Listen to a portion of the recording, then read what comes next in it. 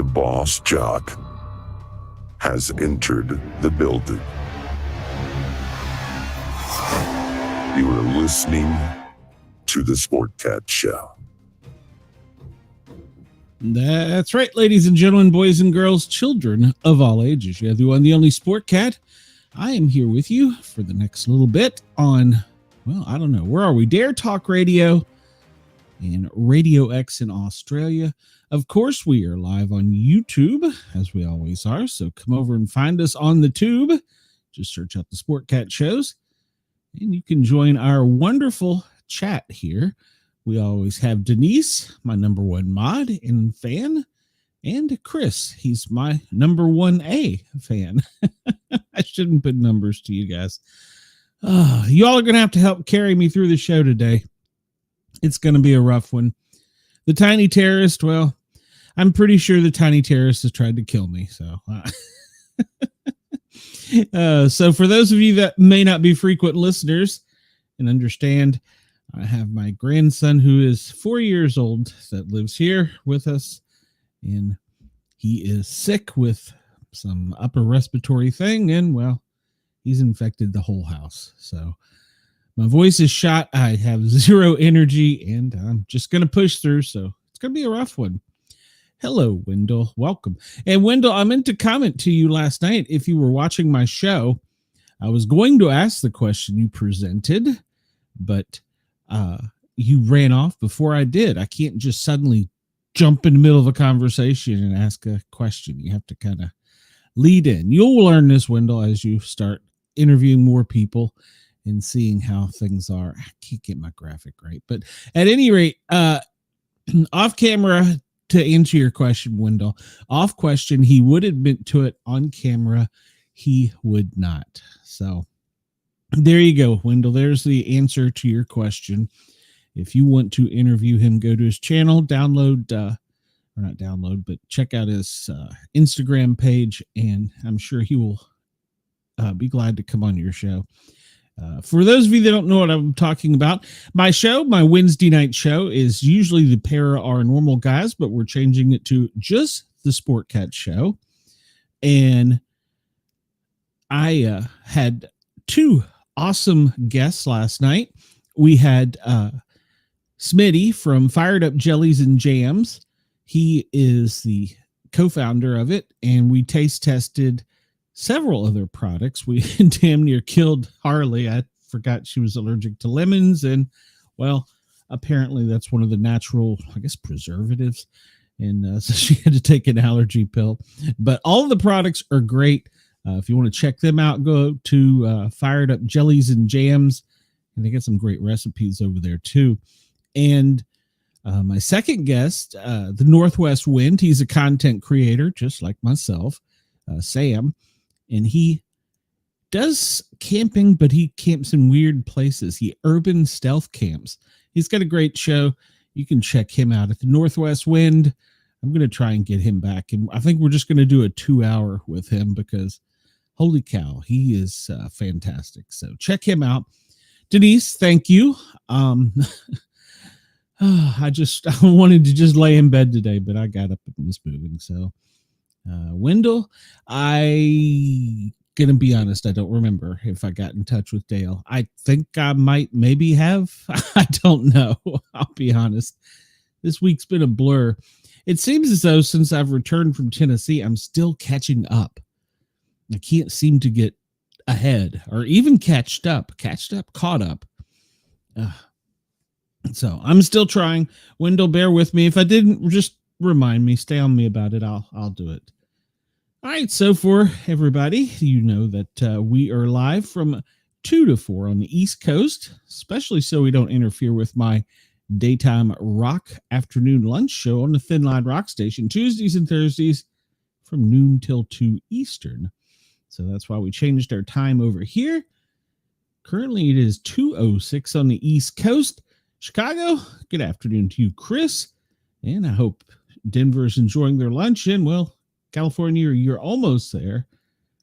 God forbid, Hawaii, 8:06 a.m. But I'm still wondering why it is we have such a great following. In Perth, it is 2:06 a.m. 4:06 in Sydney.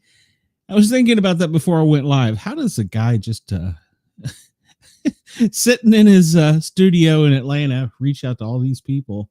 Adelaide, 3:37. And Lord, how you are 4:37 this morning. Good morning to all of you. Thank you for tuning in. I encourage you to come over and join the chat because there's some really great people over here. You'd enjoy them. If we look at the world map, we can see where it's daylight and dark. I always like to look at this because it fascinates me what a small planet we really are from the bigger picture.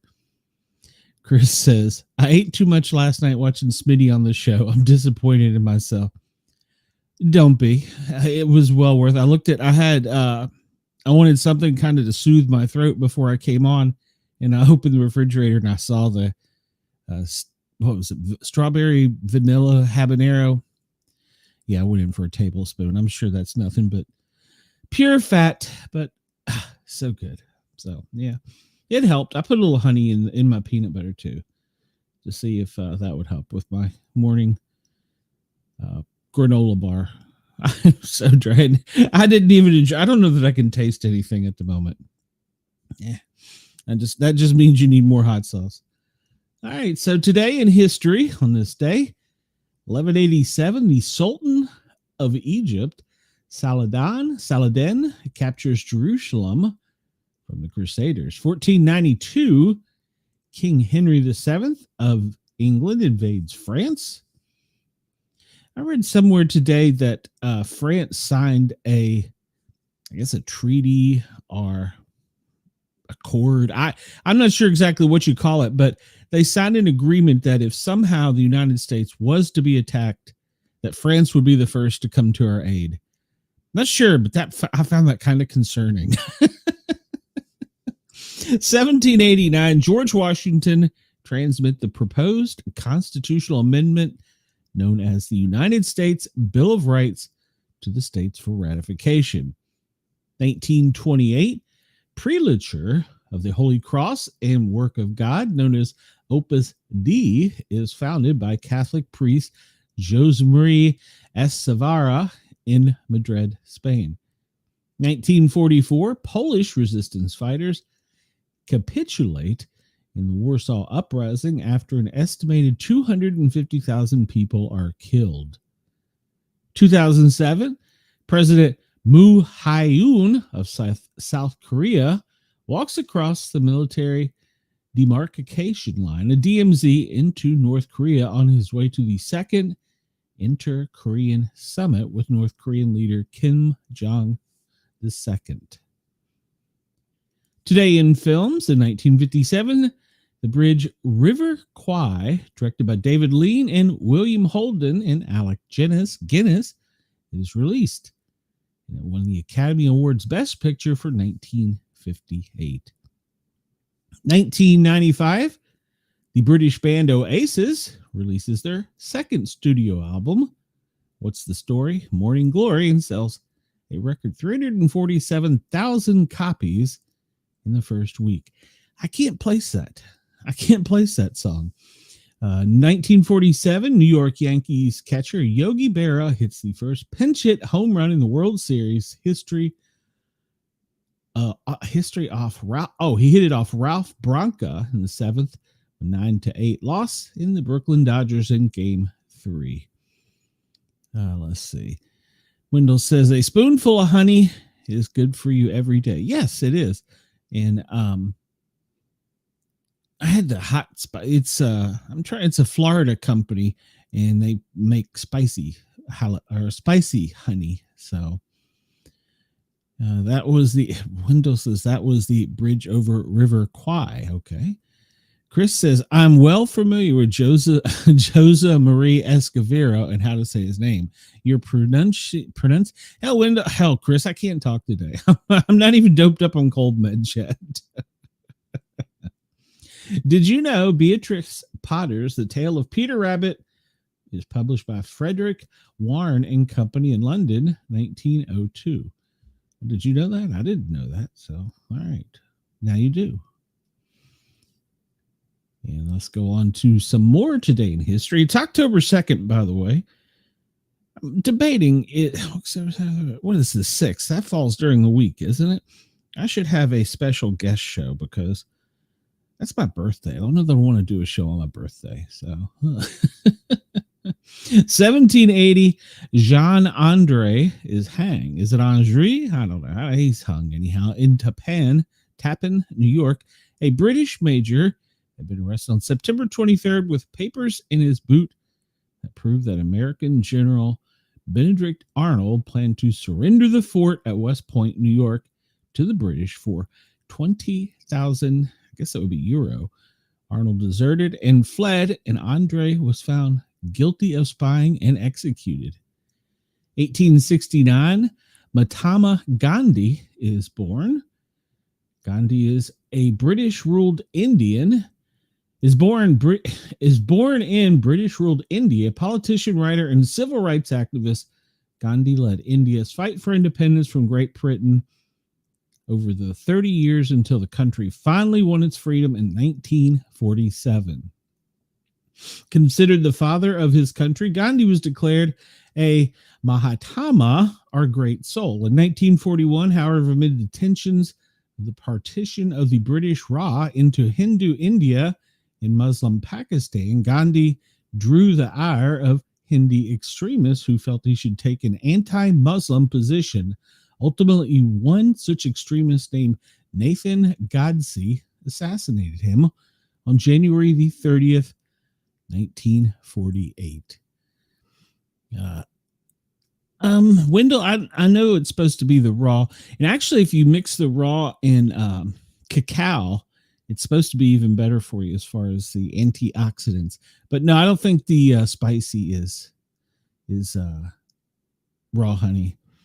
Chris says, every time I see a name I don't know how to pronounce, I think of Glenn and laugh. It's turned into a negative into a positive in my life. He's changing the world for the better. I'm just proving that a dumbass can get on the radio at any point in time and say stupid shit. So there you go. 1978, Tim Allen is arrested. Not many people knew that. Yeah, that was his mugshot in 1978. He's holding his sheriff's department, Kalamazoo, Michigan. Bound, I guess no, it's jail prisoner number. That's right, prisoner number. Yeah. So, let's see. Tim Allen is arrested at the Kalamazoo Battle Creek International Airport with 650 grams, or 1.4 pounds of cocaine. He was threatened with a life sentence. He was able to avoid it by pleading guilty and providing the name of the dealers. In the aftermath, he turned his career into comedy and went on to star in iconic TV shows like Home Improvement and Toy Story. He's actually got a new sitcom on now, I believe. 1985, Rock Hudson passed away. Roy Harold Schreier Jr., known as Rock Hudson, dies from complications related to AIDS at 59 in Beverly Hills, California. He starred in films like Giant, guest starred on TV shows like Dynasty. Hudson was gay, but not out. He was the first celebrities to share that he had AIDS, as well as one of the first to die of AIDS. He was a pretty good actor. I liked him. Let's see. Close this because I have no idea what that is. It's National Smarties Day. Oh, man. Talking about sweets. That's just nothing but sugar. I actually saw a picture aboard a presidential aircraft that was taken by the granddaughter of one of the administrators. And on the, what is that? I guess you would call it the cup holder, that little section there. They had Tic Tacs, Smarties, and gummies, little bags. Oh, and Snyder's pretzels. I thought it was interesting they had Smarties in there. I never did. They were okay. What was the other one? The wafers. Those were pretty decent too. It's National Custodial Worker Recognition Day. Well, I can remember the custodian at the elementary school where I went, and he was such a good guy. He left an impression on me for my whole life. I can see his face when I'm scrambling to remember his name. National Name Your Car Day. Do you have a name for your car? I actually looked up a name for my car, and I named it after a transformer, and it's called Sunburst. Wendell, my mugshot has not been made public yet, so don't tell anyone. It's National Produce Misting Day, and did you know the things they mist them with is not always water? Let's see if it tells us that, because a lot of people don't know that. Produce Misting Day is October 2nd, recognizes the innovation in keeping fruits and vegetables fresh. Misted fingertips rest assured that produce remains crisp, plump, hydrated, and nutrient dense. Given the choice between fresh or tired produce, well, that's the same thing Mrs. Sportcat says. We choose fresh every time. After all, who wants dried out veggies? National Produce Misting Day gives us the opportunity to appreciate the small but mighty invention of misting our produce. It doesn't go into saying what it is. Let's see. Grocers soaked burlap sacks in the past and put the vegetables and fruits in water. At night, maybe I should just read the damn article. Before automatic misting systems, grocers threw away too much dated product. No one likes to waste food, especially in the grocery business. As a solution, they soaked burlap potato sacks in water. At night, they laid them over their stock. The wet sacks prevented the fruit and veggies from drying out. They even applied this technique to cheeses. Well, this nightly task worked. It was a labor-intensive. They said there has to be a better way. Eventually, there was. In 1879, came an invention that changed how we get our fresh food. Automatic produce misting systems revolutionized the grocery world. While these systems extended the shelf life of fruit and vegetables, it also increased the variety. Before, exotic food shipped in refrigerated trucks, but the time for distance travel reduced their shelf life. Now exotic fruits stood a chance with the help of hydrations. Customers no longer wait for vacation to savor a favorite delicacy. Amazingly, shoppers ask grocers to order foreign ingredients to make exotic dishes in their homes. So but it doesn't say what is actually, it's not just pure water. There's a chemical additive in it as well, but it doesn't say that. I imagine if we Googled it, it probably would. So, but yeah, that's apparently an insider secret that they don't want you to know. But yeah, I read about that recently. So, Wendell, what's the name of your car? I know you got plenty of bumper stickers on it. You have a name for your car? Let's look at birthdays and events. Well, let's just skip ahead. Groucho Marx, one of the most memorable comedians of all times. I remember watching him on black and white TV overnight.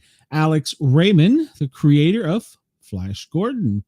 Heinz von Forster, an Austrian-American physicist and philosopher. Jack Parsons, inventor of the first rocket engine to use a castable composite rocket propellant. I saw we're launching through the Musk program, whatever, I can't remember what, Starbase, Starlink, whatever, through his space flight platforms, we're launching a new X-37B here soon. Yeah, they're not going to say when it's going to be launched, but I'm sure if you go to Florida, you can probably see it on the pad. Albert Scott Crossfield, the first pilot to fly at twice the speed of sound. George McFarland, actor fondly remembered as Spanky in Our Gang, Little Rascals. Okay. Gwen Marston, a quilter who championshiped a style of quilting she called liberated quilt making. Interesting. I would like to get somebody to make a quilt out of all my old fire department t-shirts. I've got like 500 of them. Steve Sabal, director and producer who co-founded NFL Films. Don McLean, singer best known for his hit in 1971 American Pie.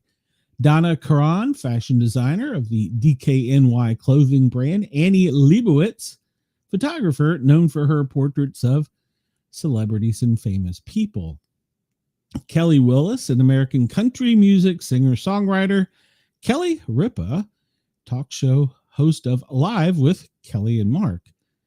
They've changed the guests so many times, or not the guests, but the co-hosts on that so many times. Paul Teal Jr., motorcycle designer and co-founder of Orange County Choppers. Memorable events for today. Well, 1789, the Bill of Rights is sent to the 13 colonies for ratification. Only 10 states returned the document. 1917, well, the U.S. entered WW1, World War I. The Wagner Act is signed into law in 1935, creating labor unions, but they're no good in the South. 1952, the polio vaccine is successfully tested on about 1.8 million kids across the USA. So they say it was successfully tested on 1.8 million children. Were there some that it was unsuccessfully tested on? 1967, Thurgood Marshall is sworn in as the first Black justice of the U.S. Supreme Court. 1967, Apollo 7 is launched into space and successfully gains information for the future landing on the moon. 1987, the Texas Supreme Court ruled that burning the American flag is protected under free speech. We have an executive order about that now, isn't it? You can't do that. 1990, the Human Genome Project studying DNA in humans begins. 1996, President Clinton signs the Electronic Freedom of Information Act to establish how records are kept and distributed within government agencies. Catch up on the chat here. Chris says, is that date on meds bullshit and just a way to force you into another purchase, or does medicines lose effectiveness or become dangerous in reality? As a paramedic, I figure you can tell me the truth. So I assume you're asking about the expiration date.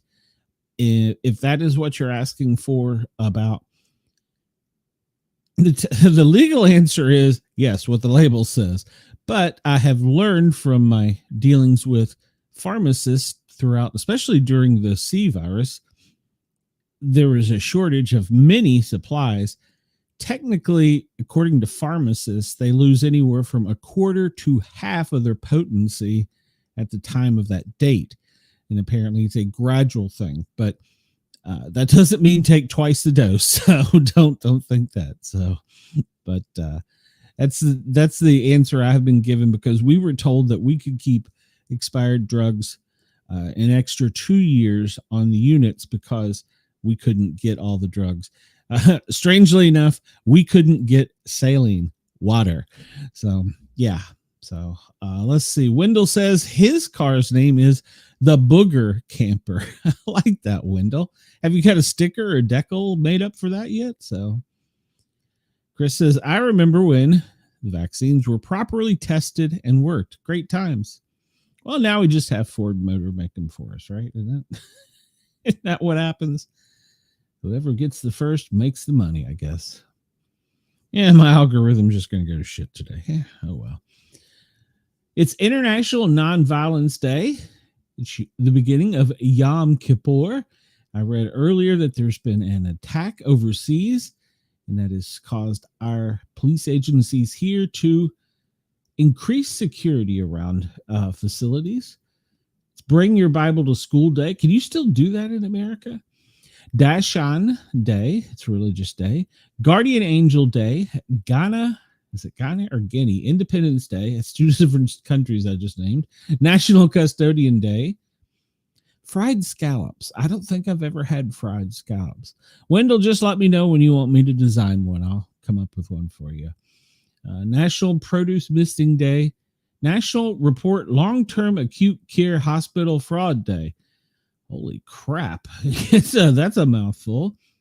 And I have no idea how to pronounce this one. It's a religious holiday, Vayesh Deshami. Good guess. And it's World Farm Animal Day. And remember in Australia that you may need to bring in your farm animals or protect your sheep. So remember that. Chris says, Bring Your Bible to School Day can get you canceled in America. Well, probably true. Probably can't argue that point. Let's see. Today is the 275th day of 2025. 80 days until winter begins. Question of the day. Here we go. Chris, I'll give this one right to you. I live in Chicago and have stargazer lilies in large plastic containers. How should I winterize them? Any clue? I put some radiator fluid in it. No, that's probably wrong. Dip the bulbs and store them in ventilated bags, onion sacks, in a cool room. Good Lord, go away. I don't want your snow prediction. Put them in onion sacks in a cool room out of the sun. Make sure to wrap the bulbs in moist, damp, but not wet newspaper. Can you still get a newspaper? Or put the bulbs in bags of barley. Barely. I got to get through this day. Barely moist peat moss. Just peat moss. The material must be damp, not wet. If the bulbs are allowed to dry out, they will die. If kept too wet, they will rot. So check your newspaper or peat moss every few weeks to re-wet if necessary. The cooler you keep them, the better. So I guess you could put them in the refrigerator, but I don't know. So, Chris, have you taken care of your water lilies? Word of the day, Roman indiction. What does it mean, Wendell? Roman indiction. Well, it's a number in the 15-year cycle established January 1st AD 313 as a fiscal term. Add 3 to any given year in the Christian era and divide by 15. The remainder is the Roman indiction. If there is no remainder, it is 15. I have no idea what any of that means. I have no idea. My GED didn't get me that far. Oh, yeah. I've seen your vehicle, Wendell. I've got pictures of it. Me and you in front of it, I think. I'm not sure. Let's see. Best day to castrate your animals is today. All right. Well, I don't think we'll be doing that. Or I won't. I'm planning on finding a bed as soon as this show's over. I got so much to do, though. October 2nd, the best day to castrate farm animals, cut firewood, dig holes, host a party. I'm not up for a party. Kill plant pests, mow to increase growth. Yeah, I got to pay to get mom's yard mowed again. Paint, potty train. Paint. It's a good day to paint. Potty train, and you set your eggs if you're got an incubator. And Chris says anyone in Chicago who admits to having stargazer lilies should be more concerned with their safety. If the wrong people hear this question, they need to rethink their priorities. Fair. That's fair. So, well, if they're out on their patio, who knows, right? It's a safe spot. Maybe that's their safe space. All right. So according to the Andrew McNeil Almanac for today, oh, Wendell says that picture has new stickers on. Okay, hold on. I'll bring it up, Wendell.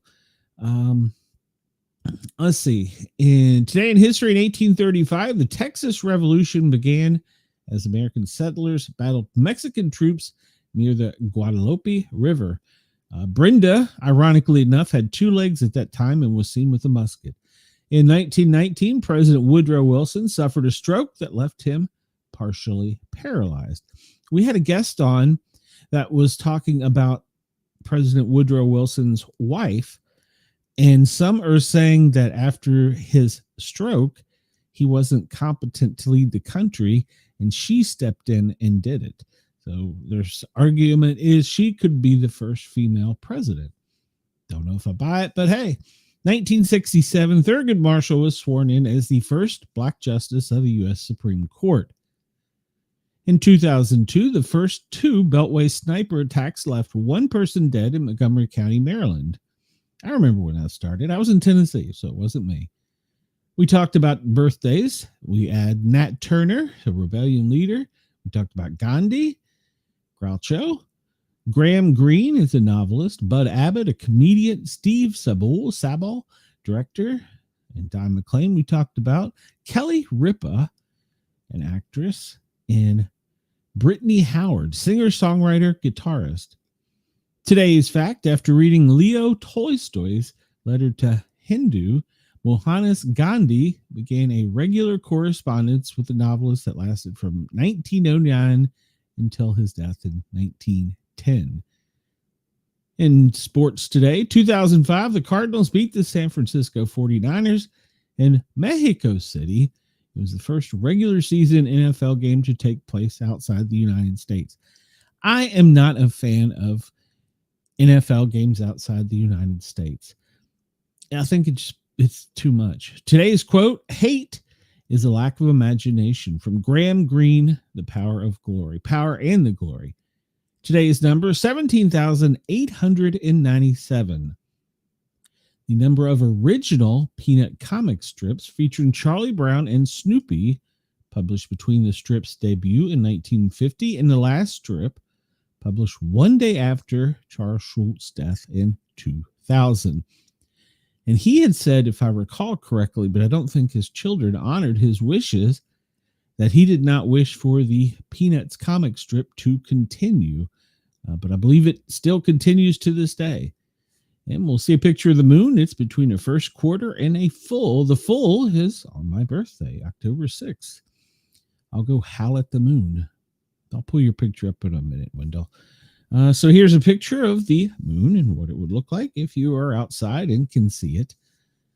The moon phase for tonight is waxing gibbous, there's no N in there, visible through most of the night sky, setting a few hours before sunrise.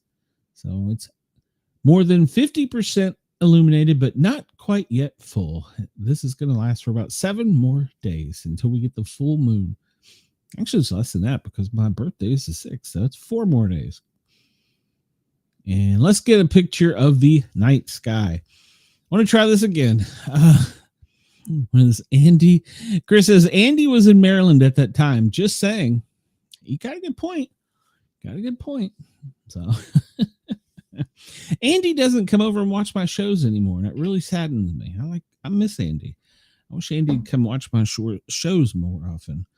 All right, so I'm bringing up the live night sky again, and I really, really enjoy this because you can see our solar system in 3D and, in theory, real time.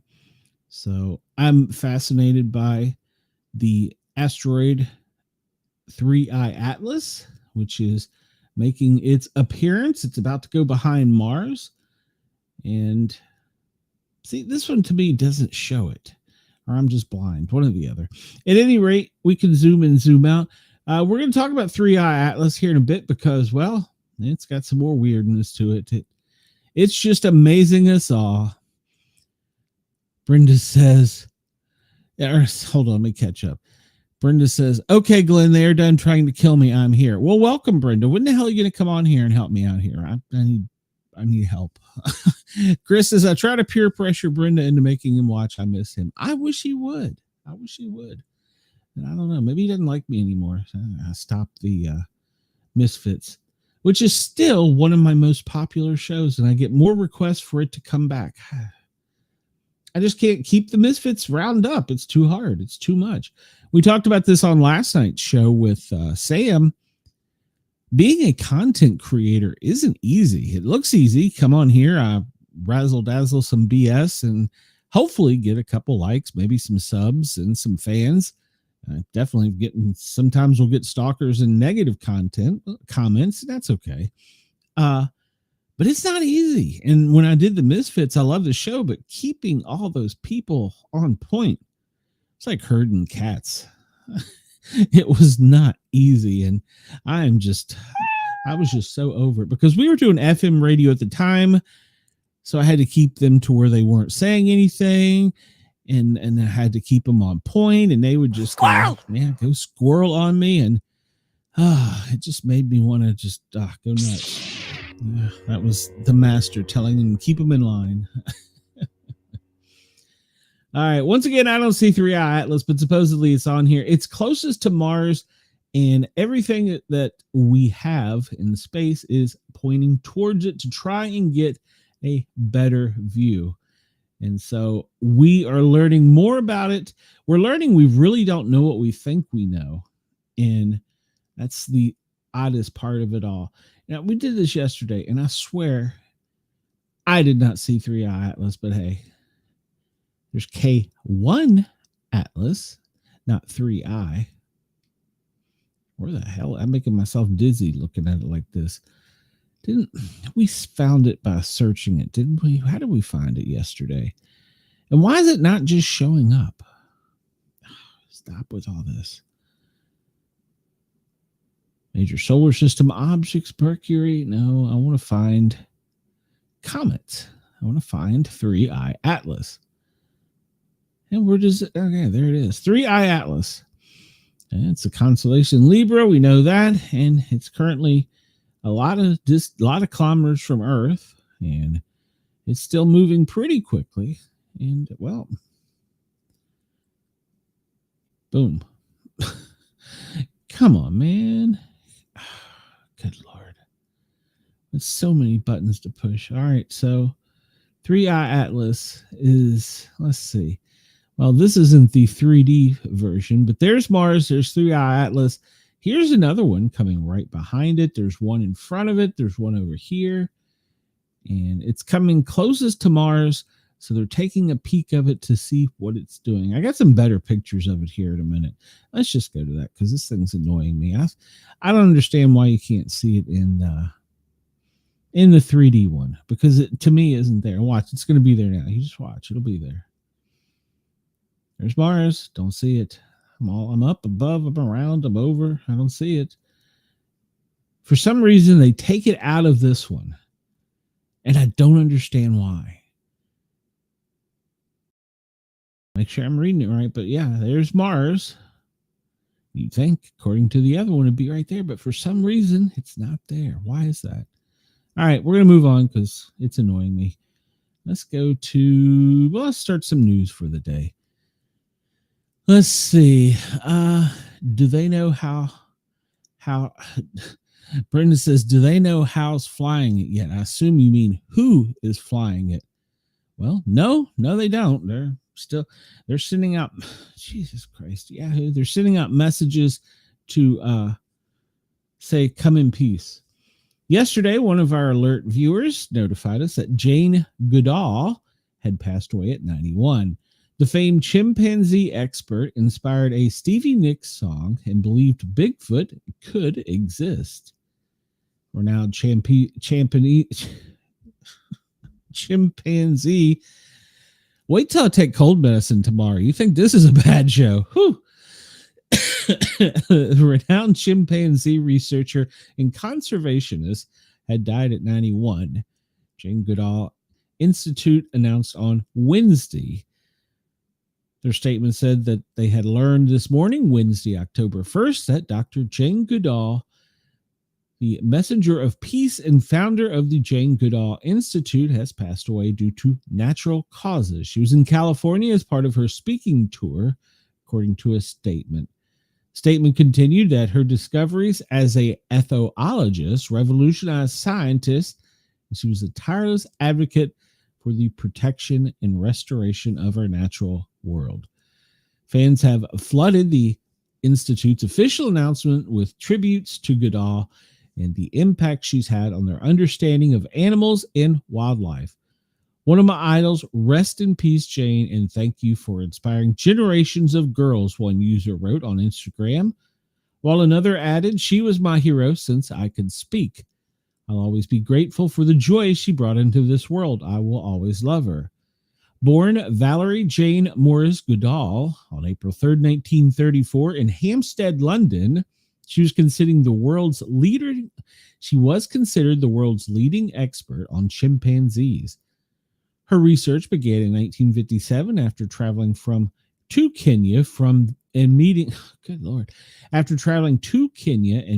Louis Leakey, a renowned anthropologist who encouraged her to study the human origins of chimpanzees. In 1960, after establishing a camp in Gombe Stream National Park in Tanzania, Goodall dedicated herself to closely observing the behavior pattern of chimpanzees. Through her empathetic approach, is that empathetic or empathic approach?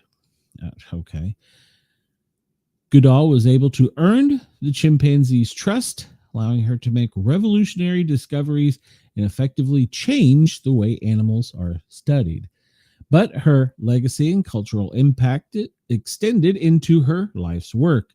She's considered one of the first pop culture scientist communicators by the National Geographic. We've rounded up a few unique facts about her. She inspired a Stevie Nicks song.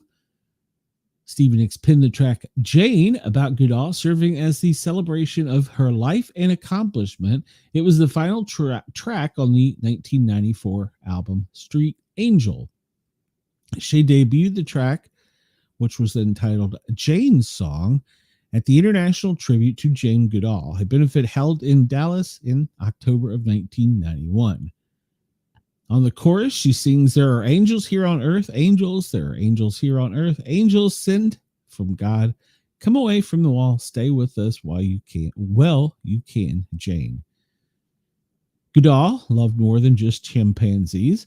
While chatting with GQ in 2021, she revealed how much she enjoyed learning about the intelligence of octopus, citing the 2020 film My Octopus Teacher. She said that she had become close friends with the film's director, Craig Fisher. The pair, Goodall told GQ, frequently communicated about the wonders of the deep ocean. "There's new things cropping up all the time in the world of animals, insects, birds, and more sophisticated ways of studying them. It's just a magic time for any students who want to go into that field." My Octopus Teacher went on to win the Academy Award for Best Documentary of 2021.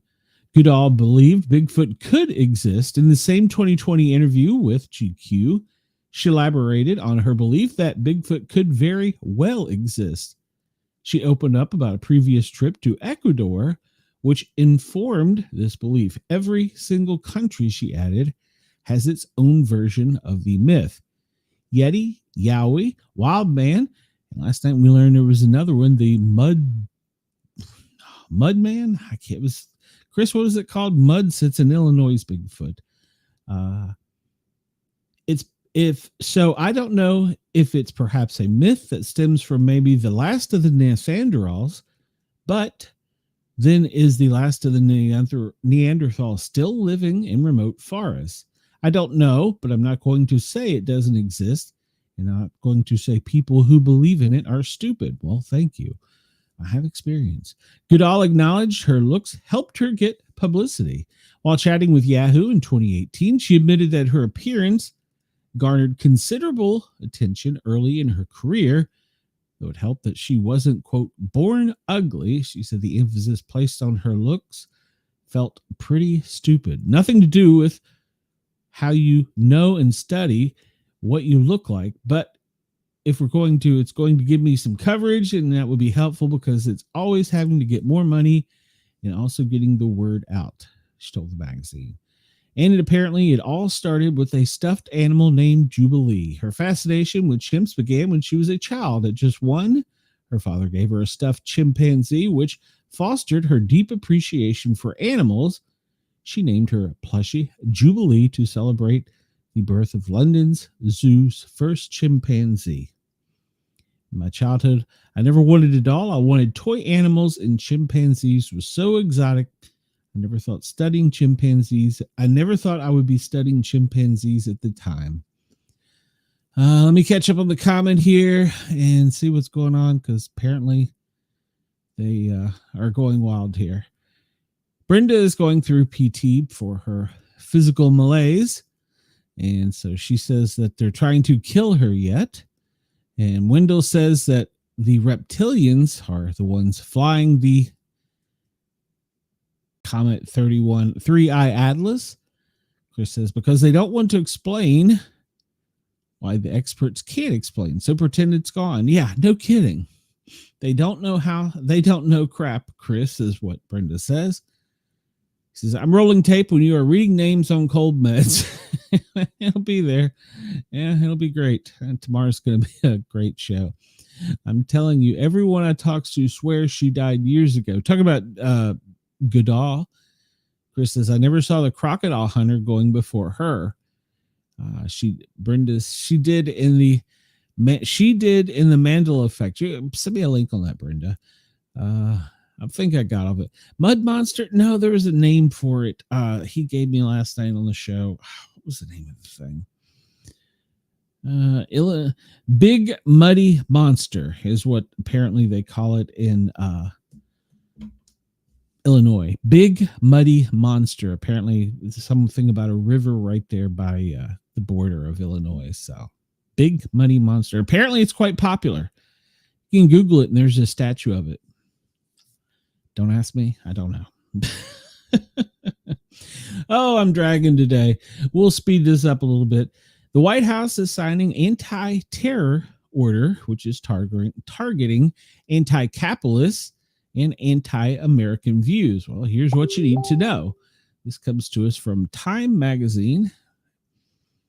And let me see what Chris sent.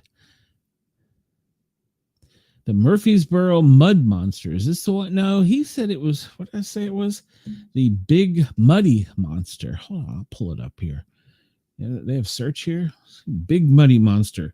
Wendell, you need to go investigate this one. Get your what did you call it?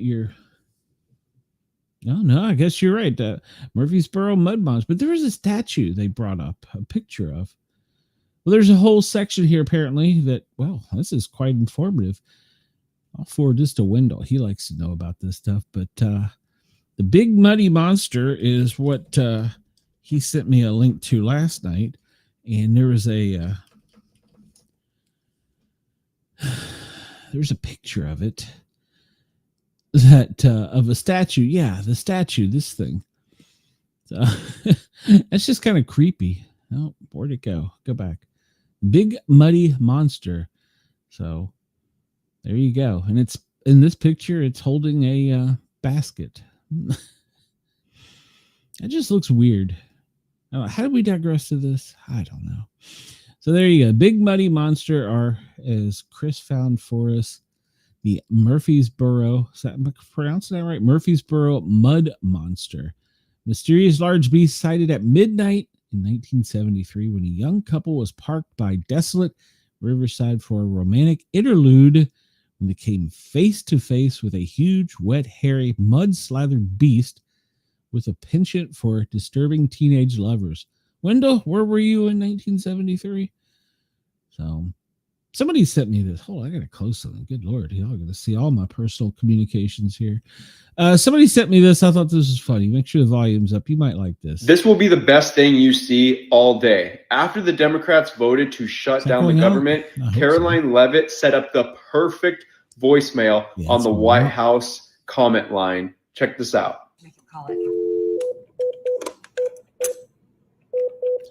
Many people don't know you can call the White House and leave messages. Thank you for calling the White House comment line. Hello, America. This is White House Press Secretary Caroline Leavitt. Democrats in Congress have shut down the federal government because they care more about funding health care for illegal immigrants than they care about serving you, the American people. Until Democrats vote for the clean, Republican-backed continuing resolution to reopen the government, the White House is unable to answer your call or respond to your questions. We look forward to hearing from you again very soon. And in the meantime, please know President Trump will never stop fighting for you. Thank you, and God bless you. And sadly, it is true. What a troll of the Democrats that was, but it's very true. They care more about illegal immigrants than you, the American people. And that is correct. All right, Wendell, let me share the picture of your car here so you'll be happy. There's the picture of Wendell's monster. What did you call it? Monster something? I don't know. That's Wendell's stickers in his car. So there you go, Wendell. I put it up. So you're happy. All right, let's carry on here. Let me catch up at the comments real quick. Let's see. We talked about that. Brenda says, so if it gets clean, then what do they call it? Well, it's not a. Chris says, Andy may be in Murfreesboro too. Wendell at that time was in Atlanta. That's no excuse, Wendell. The Trump administration is facing mounting criticism over a sweeping directive that expands the government's definition of domestic terrorism. Indicators to include a wide range of political beliefs, with lawmakers and civil liberty groups warning it could be used to criminalize dissent. The order, which directs the FBI Joint Terrorism Task Force, JTTF, to investigate networks with entities and organizations that foment political violence, identifies ideological markers such as anti-Americanism, anti-capitalism, and anti-Christianity as potential red flags. Rights groups say that the language is so broad it risks sweeping in protest movements, advocacy organizations, and critics of the administration. The goal is to silence people and groups by threatening retaliation, according to Representative Ro Khanna of California. Hey, there you go. She's the one that would know. These are McCarthy-era tactics. The rise in political violence is real, but attacking free speech is not the answer. The White House has rejected claims that the order targets free speech. As someone who actually knows what it's like to be censored, President Trump is a strong supporter of free speech, and the Democrat allegations to the contrary are so false they're laughable, according to the spokesperson Abigail Jackson. The Trump administration will get to the bottom of this vast network inciting violence in American communities. The president's executive actions to address left-wing violence will start to put an end to any illegal activities. Well, here's what you need to know. What does it say? Well, the order is named NSPM-7, which directs the JTTF, the task force, and its offices to create a national strategy to investigate, prosecute, and disrupt entities and individuals engaged in the acts of political violence and intimidation that suppress lawful political activity or obstruct the rule of law. Common threads animating this violent conduct, which it says includes anti-Americanism, anti-capitalism, anti-Christianity, support for the overthrow of the U.S. government, extremism on migration, race, and gender, and hostility towards those who hold traditional American views on family, religion, and morality. The order also requires the task force to coordinate investigations into Antifa. Though experts note the group is an ideology rather than a formal organization, raising questions about how the investigation will proceed. Political violence is described broadly as sophisticated, organized campaigns of targeted intimidation, radicalization, threats, and violence designed to silence opposing speech, limit political activity, change or direct policy outcomes, and prevent the functioning of a democratic society. So who will be affected? Yeah, it's here on YouTube probably. If experts warn the directive could significantly expand the number of Americans under the federal scrutiny.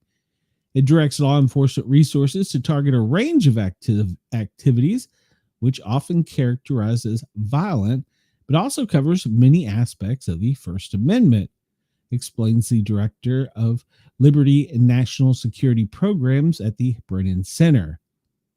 It's not an order that is directed at criminal activity or terrorism, even though it uses those words frequently.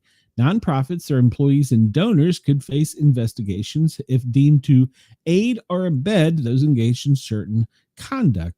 The Secretary of Treasury is tasked with disrupting financial networks, funding political violence, and ensuring organizations that support such activities lose their tax-exempt status. Didn't the FBI under the last administration do this to people who showed up at school board meetings and spoke out? Am I wrong? Did they not do the same thing, except it was towards people that went to speak out for their children's rights in school? Didn't they do that? Just curious. Somebody tell me if I'm wrong. I may be. Let's see. It is his Facebook group and podcast name. Okay. Chris says, some of us are consistent and didn't like when past administrations also tried changing the definition of words like recession, inflation, and women who blow smoke up our asses. My opinion, YouTube, don't censor Sportcat. Okay, fair enough.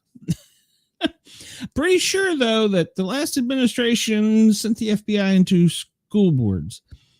Pretty sure that happened. Tell me if I'm wrong. Somebody refresh my memory. So what What? What are they doing? Yeah. Okay. Feel so much less constrained that I can say that now. Delta jets have low-speed collision on LaGuardia taxiway last night, injuring one. Overnight, New York, 2 Delta Airlines regional jets collided on a taxiway at LaGuardia Airport in New York, injuring a flight attendant.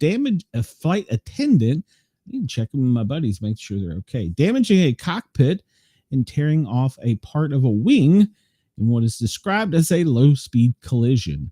An aircraft carrying 32 peeps was preparing for takeoff Wednesday to Roanoke, Virginia, when its wing hit the fuselage of an aircraft arriving from Charlotte, North Carolina, with 61 souls on board, according to a statement from Delta. I use that term because apparently it's no longer politically correct to use the term souls on board. And that's what in public safety we've used for eons. But now it's wrong. There you go, Chris. They're trying to change the definition of a word. Flight attendant had a non-life-threatening injury and was taken to a hospital, according to a statement from the Port Authority of New York, New Jersey. There were no reports of passengers injured, according to the airline. The right wing clipped our nose in the cockpit and have damaged our windscreen and some of our screens, a pilot said, according to air traffic control audio. You can see images. I'll show you one here in a minute. The plane that had landed stopped, jumped, and jerked to the right, according to passenger William Lusk. Everyone went dead silent, and as everyone went dead silent, the pilot calmly came on and said, "Hey, we've been in a crash. Everybody remain calm." That's reassuring. Delta will work with all relevant authorities to review what occurred as safety for our customers and people come before all else. The statement said, "We apologize to our customers for the experience." The Delta Connection aircraft involved in collisions was operated by Endeavor Air. Both are CRJ 900s, according to the FAA, which is investigating. The planes can seat 70 to 90 passengers. LaGuardia is one of the 35 major airports that the FAA has installed advanced surface radar systems to keep track of vehicles. There you go. That wasn't a close call. That was an actual hit. And here is a picture. Now, I really wish somebody had got a picture of the wing, but yeah, it pretty much jacked up that plane there. So, yeah, I don't know that I would want to be that would have been the captain's seat. Scary. So, Brenda said, yes, they did. I believe that is correct. Chris says they also sent undercover FBI into traditional Catholic churches as potential domestic terrorists. Hey, too, also on one day, actually, I think it was the 6th day in the first month of the year. Didn't we just now learn that they were also out in the attended the people out attending? Didn't we just learn that? Huh. It's funny. Well, never mind. I'll just shut up. How am I doing on time? 3? I got an hour left. I brought this up because we've talked about this for 3 days. This guy, he may be a great human being. He may love kids, but he's an illegal alien. But in Iowa, Sleepy City has moved to protest for their superintendent who is detained by ICE. Now, let's recover a little bit here. We're talking about a person that is here in our country illegally when he was involved in a routine traffic stop. He fled from police, ditched his city-owned vehicle and fled, leaving $3,000 in cash in the vehicle and a firearm. That's who this city is protesting for. And what really got me, on Tuesday, hundreds of students walked out of middle and high school. Now, tell me something. When you were in middle school, did you know anything about what was going on with your superintendent, or you were probably lucky to know your principal's name if you didn't get in trouble? High school, probably getting more closer to having an opinion on things, but middle school students had a walkout. No, the parents had a walkout. They told their kids to walk out. Let's get the story straight, NBC. Dozens of students gathered at the state capitol. The students didn't. The parents brought them because they can't effing drive yet. Come on, NBC. They were seen holding up a sign that says radical empathy, a tagline he frequently used. During rush hour, roughly 20 people, or at least they didn't call them students, displayed a banner from a bridge, probably because having kids walking alone over a bridge is illegal. That's probably why they didn't say it. With signs reading "Free Dr. Roberts." Like I said, this person may be a great person, but he tried to evade arrest, was found with a loaded gun. Yes, I forgot about the apparently large hunting knife in his vehicle. He did not have the proper education to be a school superintendent, much less a teacher. But yet these children who are not really of age to say or do much walked out on their own. Don't buy it. Like I said, he may be a great person. He looks like he is empathetic towards the kids and probably a good speaker and role model, especially being a former Olympian from Ghana. And I'm sure he's had some trials and tribulations, but we can't get past the fact here.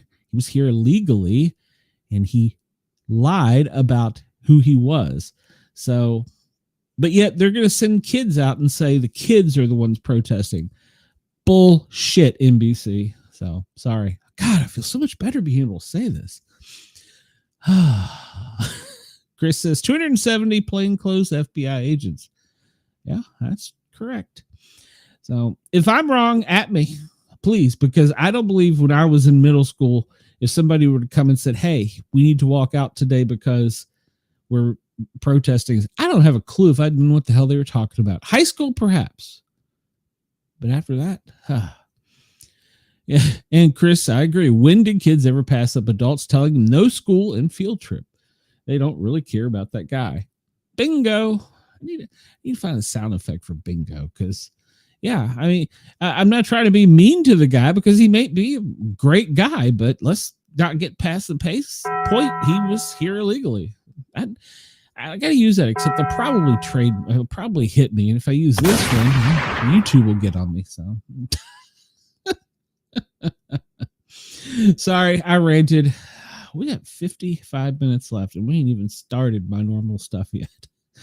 All right. So the interstellar object, a comet, is swinging past Mars and, well, a fleet of spacecraft from the world is looking onward to see the interstellar visitor. So the comet known as 3I Atlas is hurtling within 18 million miles, 29 million kilometers to the red planet. Its closest approach during its trek through the inner solar system. Oh, it's sped up now. It was 135, then it went to 150 something.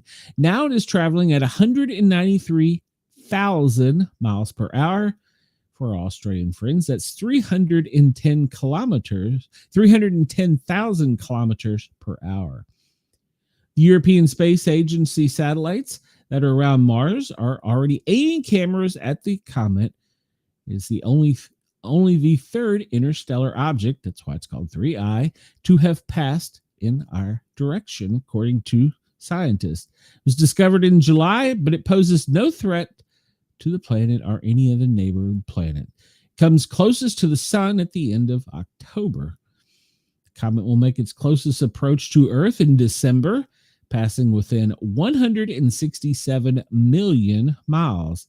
The Hubble telescope put the nucleus at no more than 3.5 miles across, but it could be as small as 1,444 feet. That's a pretty big distance. I mean, you're saying it could be 3 miles across, or it could be 1,444 feet. What? What? I don't. That's.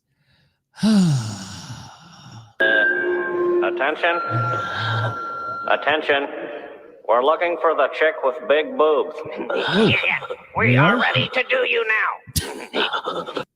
That's what I thought about in middle school and high school. So there you go. Chris says no threat that the people who have no idea what it is. They apparently have no idea what it is, and they apparently have no idea how big it is. No, for information, I have full-size balls. There you go. That's a NASA scientist. All right, so Elon Musk has apparently announced a Grokpedia to challenge Wikipedia's left-wing bias. I got to say, Grok I may actually pay for. Elon Musk launches Grokpedia to challenge Wikipedia's alleged bias. The new platform will use Grok AI to correct misinformation. Critics claim Wikipedia is compromised by partisan activist editors. Wikipedia's immense influence shapes public perceptions in other AI models. The project is aimed to create a more truthful, open source knowledge base in a bold move that challenges the established gatekeepers, that's what he does, of online information. Tech billionaire Elon Musk has announced the creation of Grokpedia, a new encyclopedia project aimed squarely at dethroning Wikipedia. He announced via his social media platform X, this innovation from Musk AI XAI company responds to growing concerns that Wikipedia has been compromised by partisan activists, undermining its mission to provide neutral knowledge. Musk planned to leverage his Grok artificial intelligence to build what he promises will be a more truthful and more reliable repository of information for the public. So it's the AI-powered encyclopedia. It doesn't have a release date, though. But when we were kids, we went to a library and we got a book. If we didn't get it there, we'd go to the local public library. And if we couldn't get it there, well, we were screwed. I grew up in Washington, D.C., so we had a little bit larger of resources. But, yeah, we had to break out the Encyclopedia Britannica and do references. And, but I'm old. What do I know? And why is this guy not gone? I thought we had this guy sent off to Africa. Judge has blocked Kilmar Garcia. Apparently, he tried to reopen his asylum case, but he will now be deported. The ongoing saga around surrendering illegal immigrant Kilmar Garcia is finally coming to an end. Yesterday, a judge denied his last bid to reopen a 2019 case. A U.S. immigration judge on Wednesday denied a bid for asylum from Garcia, whose case has become a proxy for the partisan power struggle over immigration policy. The judge in the Baltimore Immigration Court, hey, it's in a Democrat city too, denied an application to reopen Garcia's 2019 case. But that is not the final word. He has 30 days to appeal to the Board of Immigrations. The guy from Salvador has an American wife and children, has lived in Maryland for years, but he illegally immigrated to the U.S. as a teenager. 2019, he was arrested by immigration agents. He requested asylum, but was not eligible because he had not been in the country for more than a year. However, the judge ruled that he could not be deported to El Salvador, where he faced danger from a gang that targeted his family. Now, remember, if you have listened to the show, why did he face danger? Because he was in the gang, I believe it was Tren de Aragua, and he murdered the parent of a gang member rival. That's why he was in trouble. Democrats, especially Maryland Senator Chris Van Hollen, fought to keep him in America. He was sent to El Salvador, and several Democrats went down there to visit him. A gaggle of Democratic lawmakers followed Maryland Senator Chris Van Hollen's lead and traveled to El Salvador to advocate for the release of him, a man who had lived in the United States illegally and was deported. This news source covered 2 judges determined that Garcia is a member of the violent gang MS-13. Yeah, I'm sorry, I misspoke. He was in MS-13, not Tren de Aragua. Despite the fact liberal media outlets and activists have dubbed him a Maryland man and have pushed lawmakers to bring him back to the United States. He is currently being held in El Salvador. This included the aforementioned Von Hollen, Maxine Dexter, Robert Garcia, Maxwell Frost, and Yasmin Ansari, all Democrats from Oregon, California, Florida, and Arizona. The optics were so bad that House Minority Leader Hakeem Jeffries put a kibosh on Democrat travel to El Salvador. Hakeem's been in the news too here recently for another fumble. And the Department of Homeland Security weighed in With today's ruling, the final order removal stands. The MS-13 gang member, human trafficker, domestic abuser, and child predator will never be loose on American streets. His lawyers tried to fight for his removal from the U.S., but one thing is certain. Apparently, he's not going to stay here. He's not going to prey on innocent Americans again. Never forget, Democrats flew to a foreign land on U.S. taxpayers' dime to break bread with a terrorist gang member and visit him in prison. While they continue to fight for criminal illegal aliens, we will continue to push safety of the American people first. Someone else pointed out it seems that Democrats used Garcia in their war against Trump and now made it impossible for him to be sent to South America. And a quick Google search shows that Democrats who were the most vocal about Garcia have been tight-lipped so far on the wake of this ruling. Let that sink in. But I thought he had already been deported to Africa somewhere. So, Lord. Chris says, if it's a threat and that shit goes downhill when it all gets here, who will hold the expert accountable? And is murder really something we can't look the other way on anymore? Come on. I'm sure he meant well. Exactly. He was a fine, outstanding citizen. And Wendell says, I want to know who said he was an expert. Probably somebody in the media. Wasn't me. Trump White House finally responds to Hakeem Jeffries whining about the sombrero post and its gold. They really don't get it. The memes will stop once they reopen the government, but also when they stop all their bitching. This is a kind of published news source called townhall.com. Democrats in the media are incensed, foaming at the mouth with rage over the Trump social media team making sombrero and maraca videos mocking Democrats for being a trash party with laughable public policy positions. And even worse, leadership. It all started to fail at a failed meeting between Trump and leadership, senior leadership. It accelerated when every random Democrat went on CNN, MSNBC to complain about it. Representative Hakeem Jeffries and Senator Chuck Schumer, the initial targets, also whined about it, is now in the congressional record, with Schumer explaining that AI created the audio-visual. Thanks, man. There was no way we didn't know the fake mustache and sombreros on Jeffries was fake.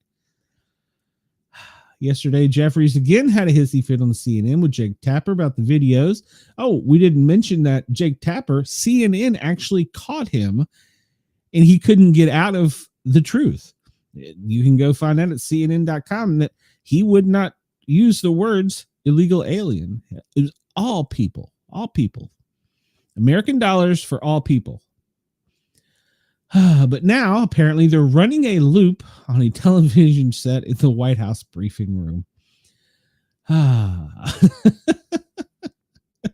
They've got the videos on loop at every press conference of the memes. It's great. Great.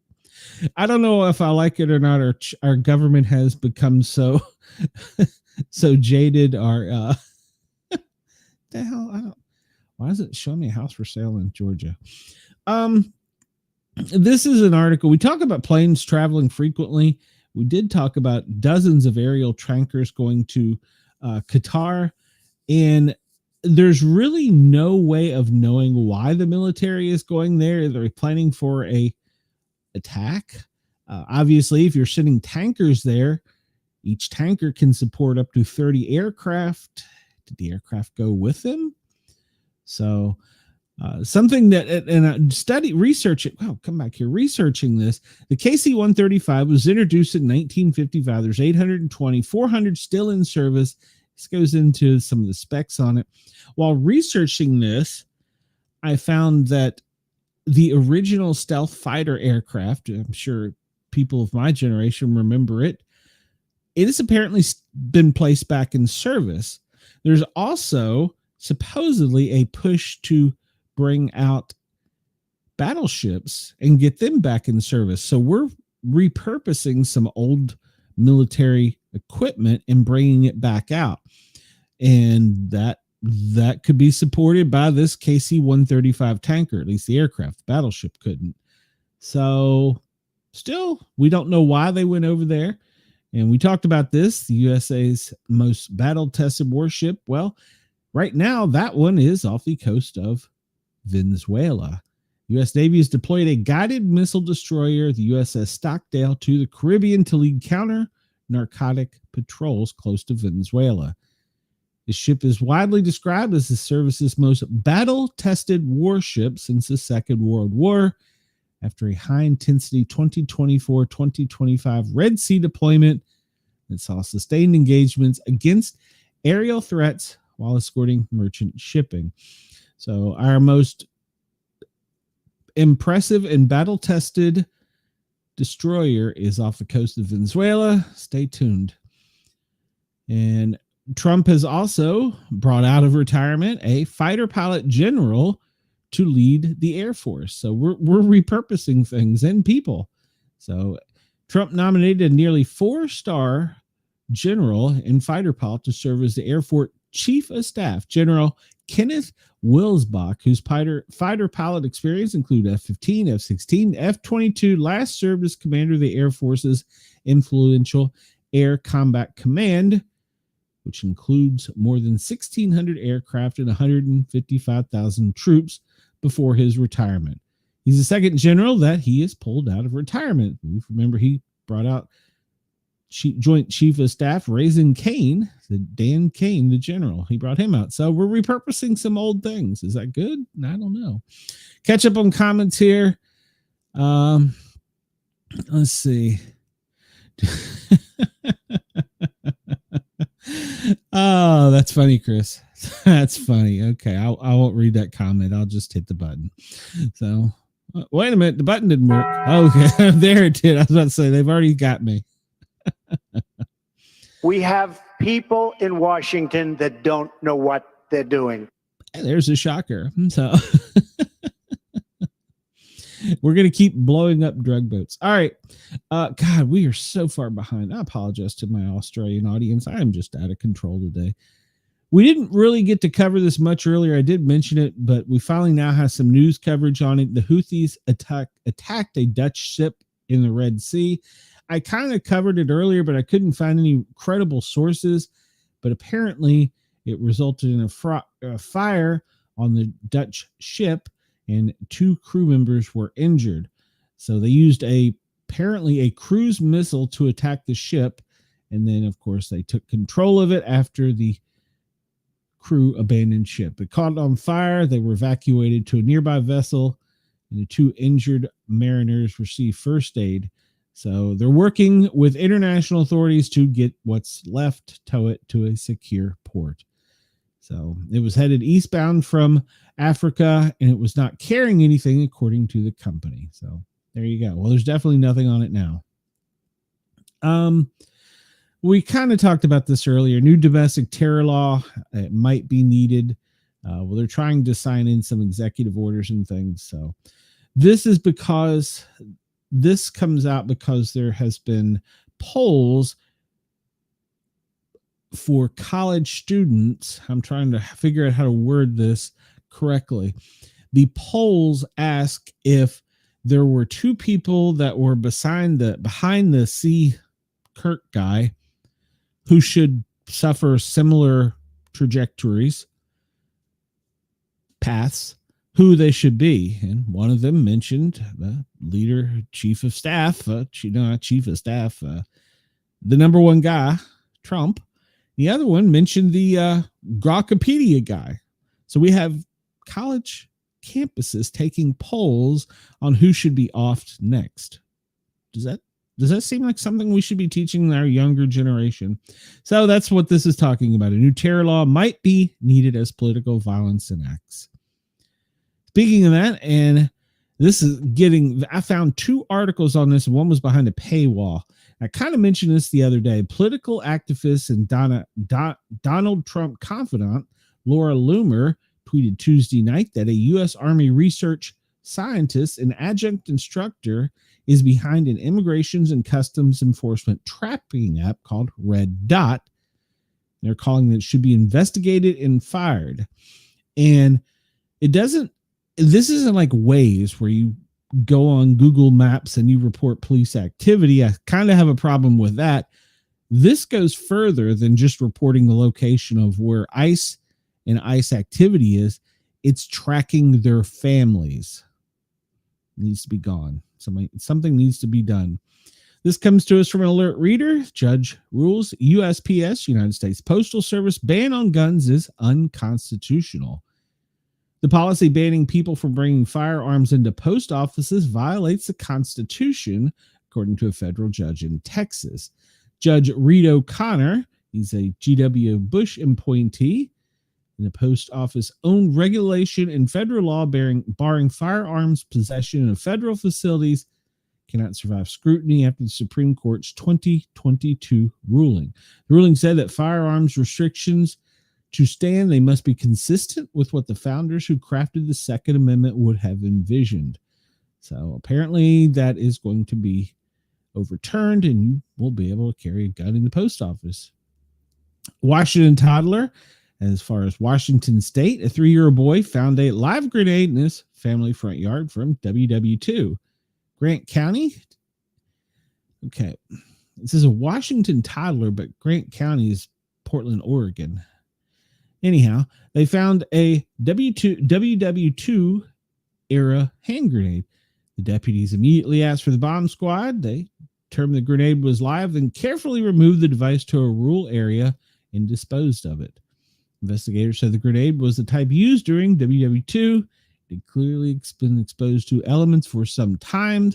It's not clear how it got in their front yard.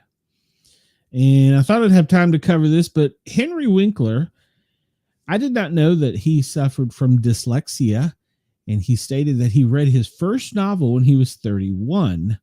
And apparently now he has gone to writing, and he's got a new children's book out called Detective Duck, The Mystery at Emerald Pond.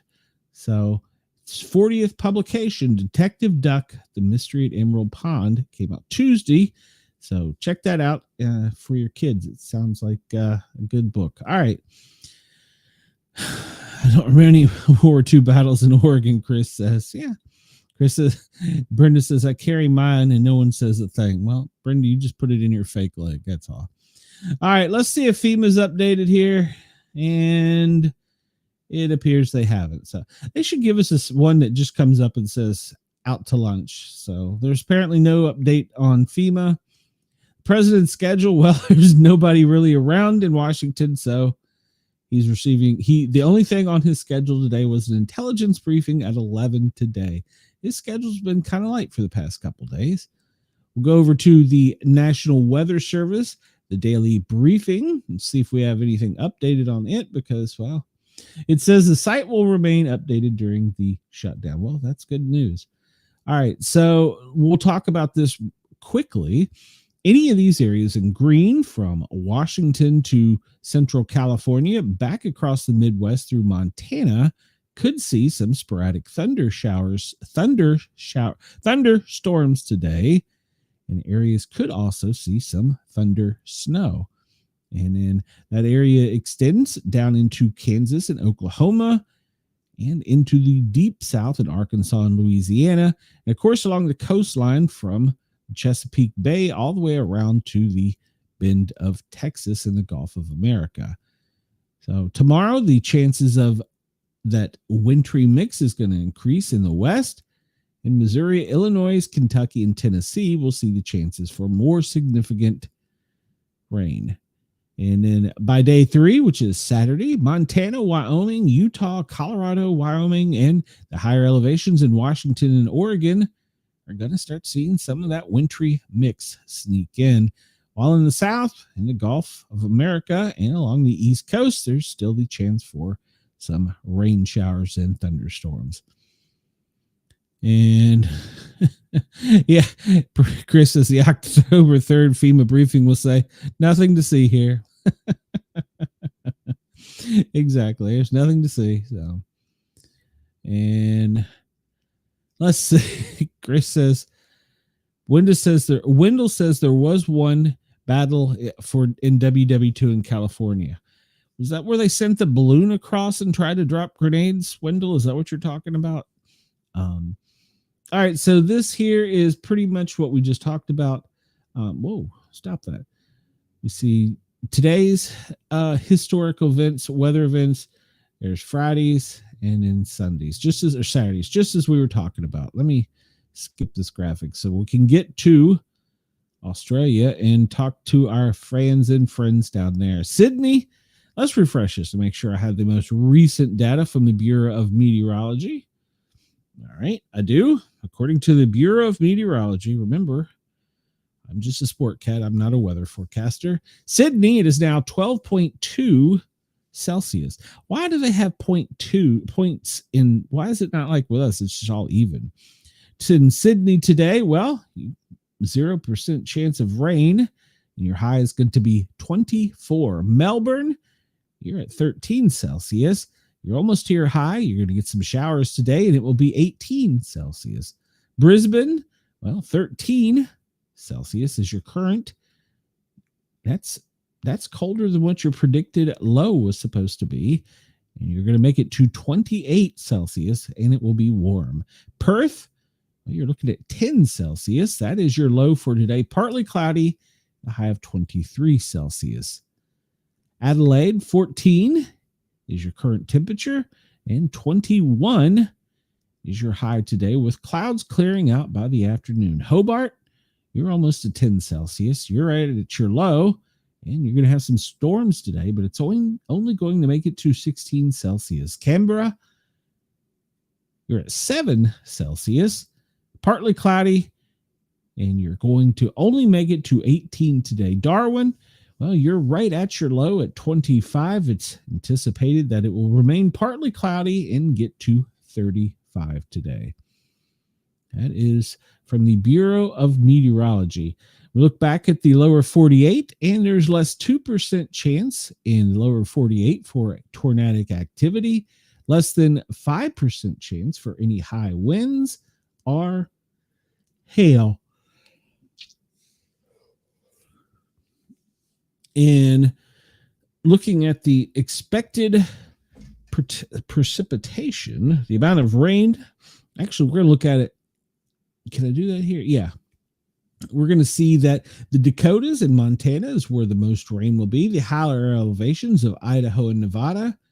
Over on the East Coast, if you go from Myrtle Beach down around to Key West, high rain probabilities for today.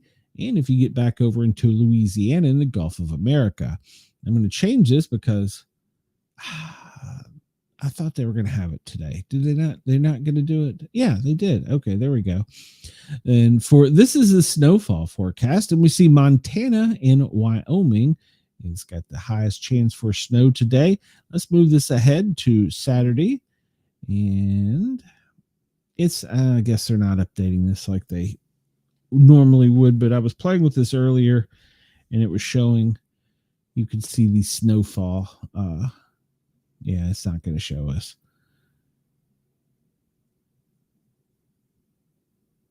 Yeah, okay. They're not updating this. All right, well, maybe when our government comes back in session or whatever it is, when they come back from their vacation. When they come back, do you think they should be paid for their days off? I'm asking for a friend. Let me catch up with this. Comments. Chris says they have a doormat that says, yeah. Actually, my friend Penguin 6, if you watch him, his entire mission for news agencies yesterday was to go out and photograph closed signs. Chris says, I would have thought a progressive and liberal place like Oregon would have a grenade-free zone. Yeah, they should have signs up, but didn't happen. So, all right. So we're going to the National Hurricane Center to talk about storms, and there's actually some concerns. Imelda, well, she's gone. She's way out there. She's affecting Bermuda. Actually, I believe she's through Bermuda now. But we have disturbance number 2 with a possibility of it becoming something more serious, somewhere down off of the Miami coastline, skirting up through central Florida and then over to the Panhandle. So we're going to keep an eye on that. There's a 10% chance in the next 7 days that it could form. And then back behind that, if you remember, we talked about it, there's a 20% chance of a cyclone coming out of the central tropics. So we're going to keep an eye on that. That one's got some potential. And I've got this this website will be updated according to them. So we'll look at the tropics in the Atlantic, and we can barely see Humberto up there. And this one down here off the coast of Florida is still just kind of trying to form and do something. But if you see coming off of, let's go out here to the Atlantic picture, and you see, well, no, this is zoomed in. This is the storm down off of in the Caribbean. It's trying to form really badly, but we're going to wait and see if it turns into anything. This is the Gulf of America. There's nothing right now in the Gulf of America. Why did it not show? Okay, well, maybe it did or didn't. And the Caribbean, which is down further south, and we still get just a picture of that trying to form off of the coast of Florida. We're going to keep an eye on that over the next several days. The potential, there's low ice in the atmosphere, and there is less dirt and dust in the atmosphere. So there's a probability of storms increasing. We're not at a hurricane season yet. So Chris says not every map can be big blue globe quality. Well, speaking of which, Chris, I have a new map. Google Weather and apparently Google AI, according to a lot of the meteorologists I follow, has surpassed the Euro and the American models as far as its accuracy. So I went over to the Google Weather Lab and I brought this map up, and I thought I'd see what we got. And they do show a couple little things down off the coast of southern Florida trying to form. And if we look back over in the Atlantic, we're on loop. We see on their repeat loop here, which is for today through tonight, the possibility of these storms coming off of Cape Verde. So I'm going to keep an eye on this when a storm forms, because they've already taken the spaghetti model off. It was the only one to accurately call that the first storm, Imelda, was it Imelda? Yeah, because Humberto was further to the east. It was the only one to predict that it was going to come skirt the coastline and then bank hard right. So I was kind of impressed with that.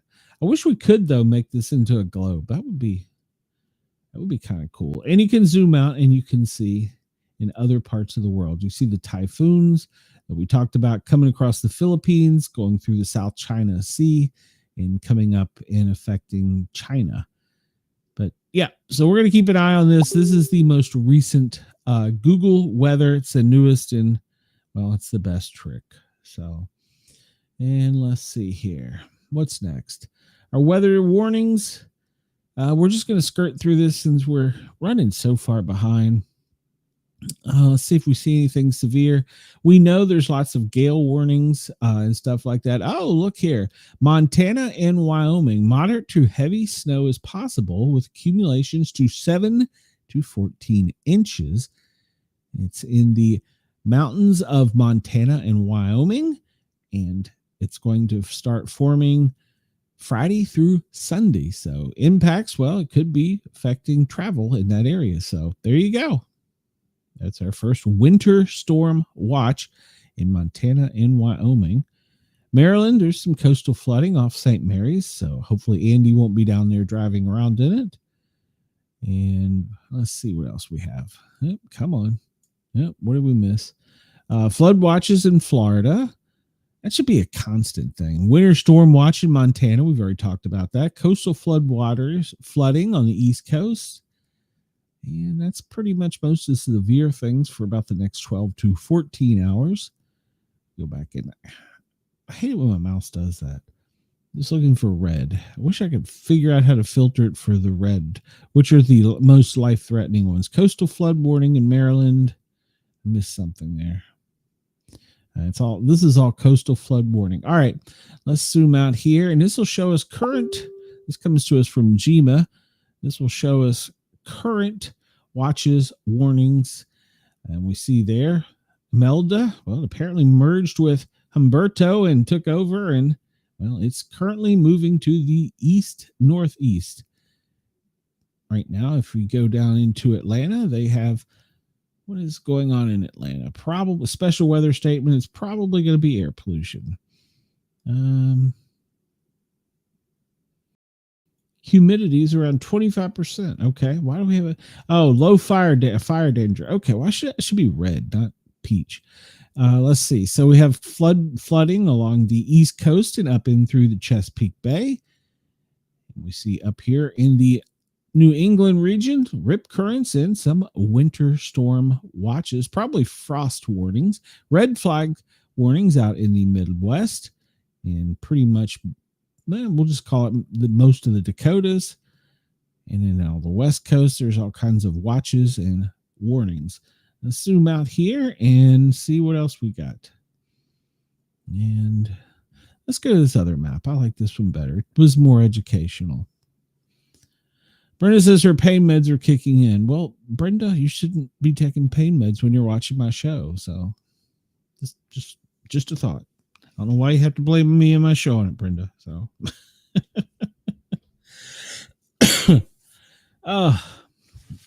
I'm struggling, folks, and I apologize. Blame the tiny terrorists. All right, let's zoom into this map and see what we got here. Wind warnings, that's out there for the tropical cyclones. That's probably for Bermuda. Up into Newfoundland, St. John's, up in that area. And I'm sorry, Bermuda is down here. That's Hamilton, Bermuda, right there. What do we have up there? That's way up in Canada. And it is a wind warning. Okay. All right, let's go down into, I like to see this map breaks it down in red right there. It's all red. We're south of Atlanta, and you don't have to go through things to know that it's basically a fire warning. All right, let's go over to our friends in Australia and see what they have over there. Let's see if I can F up community names. All right, along the West Coast, strong wind warnings on the coastal waters. That's going to pretty much go from Brisbane down through 10th. Let's just say Melbourne. All the wind warnings are going to flip around through and over to Portland and almost to Adelaide. And inland is warning to sheep grazers. So if you have sheep in your inland on the West Coast, you might want to bring your sheep in because there's going to be cold, snowy conditions at the higher elevations. And we have fire warnings up in the Barclay Fire District for today. And then over in Darwin, you also have a fire warning. So check with your Bureau of Meteorology and probably get the most reliable and up-to-date information where you don't have to worry about Sportcat screwing it up. And let's see. This is a map just showing the precipitation. And we see Central Florida right now in the lower 48 is the area with the most precipitation. And we'll zoom out and go down to Australia since we're running a few minutes behind. We're always running behind. It looks like a pretty calm, at least rain-wise, day for today in Australia. Let's look and see where the lightning is. Right now, the only real major storm, there's a small one up in Minnesota, right at the Canadian border. But it looks like down in the Gulf of America, it is heating up a little bit. Baton Rouge, Lafayette, over in New Orleans. Any of my friends listening that work out on the oil platforms, well, there's some electrical activity, so be prepared. Looks like there might, nope, not out in Key West. Let's go down to Australia, make sure I didn't miss anything. Oh, no, there is some electrical activity, and it looks to be, I don't know, where the heck is that? It's right in Western and Northern Territories border. There's a pretty good sized storm right there with some decent electrical activity.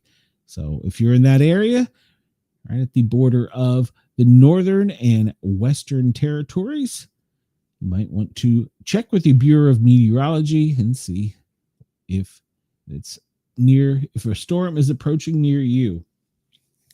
Look at the current U.S. power outages. Well, California currently has 15,000 people without power. So that means then into a code yellow for the state. And in Florida, Nevada, and Louisiana, and Texas all follow behind with around 4,000 customers in each without power. Let's look at the map and get the forecast here. Brenda says, oh, the walking cold holder got you. Yeah, the walking terrorist got me. Yeah, the tiny terrorist got me. All right. We see the purple dots here are little disturbances. When we see that one, the weather forecast is already calling it to stay off the coast of Miami, cross over and go through central Florida, leaving Florida just above Spring Hill, Tampa, where then it will affect probably Panama City. We're going to keep an eye on that. And then we see Humberto. Well, it's not Humberto. It's Melda now. They should have a better name. Is currently moving off to the northeast.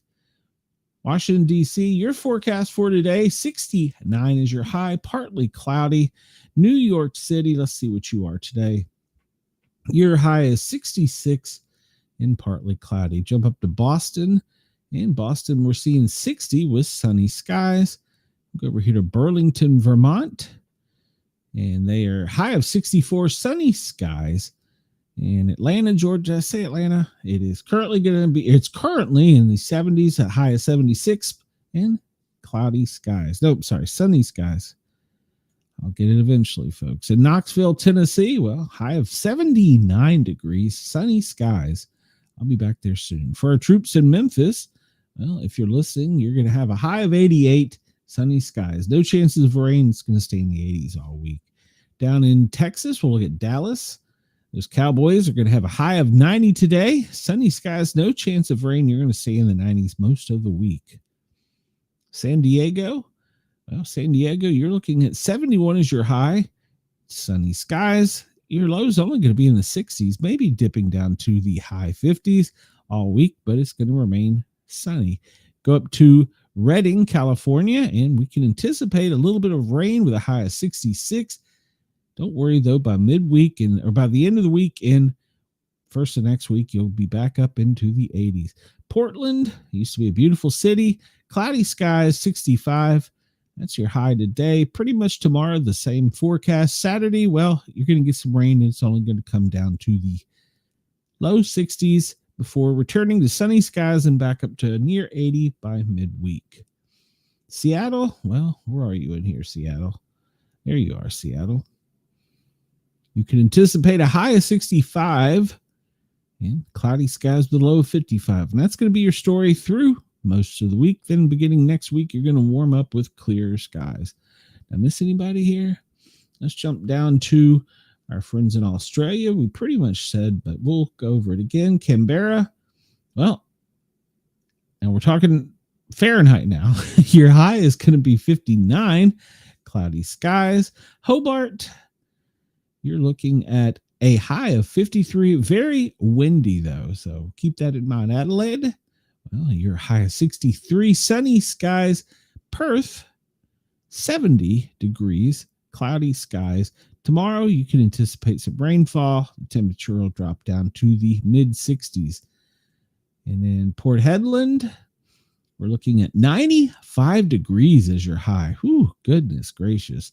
And it's going to be sunny all week, but it's going to get hotter by midweek up to the triple digits Fahrenheit.